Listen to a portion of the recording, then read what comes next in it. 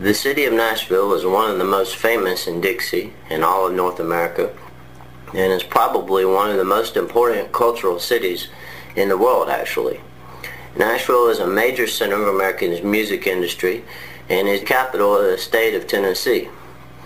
The city was founded back in 1780 when James Robertson and John Donaldson, two Ulster Scots pioneers from Virginia, led two different groups of settlers to the area and formed a community. They signed the Cumberland Compact, which provided for their self-government, and soon their city was prospering. Some of the names of the original settlers were Anderson, Armstrong, Boyd, Bradley, Buchanan, Moore, McMurray, McRae, Reed, Russell, Seaton, Shaw, Webbs, Wood, and so on. Now, some of these folks were directly from Northern Ireland or Ulster, while others were second or perhaps even third generation in the New World. The name of their new community was Nashboro. Later it was changed to Nashville, and the city was made the capital of the state of Tennessee in 1826.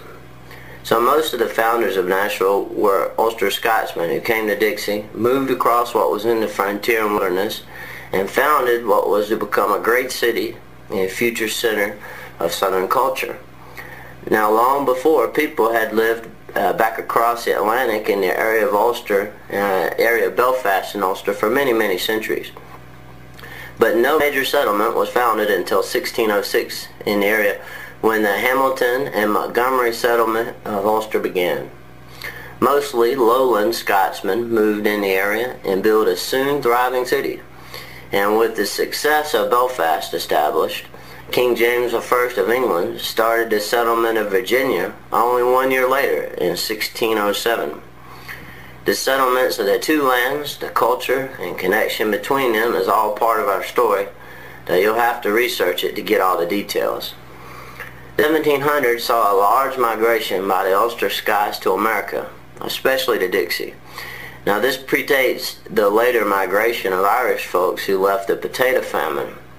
It's figured that this earlier migration of over 250,000, that's 250,000, Ulster men and women traveled across the Atlantic to America.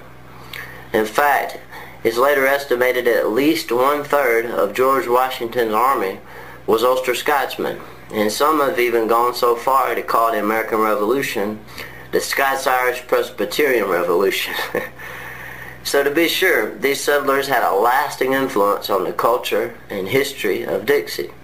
When we take a look at cities such as Nashville, treasures of our heritage and culture, we see the profound influences of our ancestors at work. Today, Belfast and Nashville are sister cities. This agreement was signed in 1994. Our rich history and heritage, often intertwined together, is certainly to be treasured forever.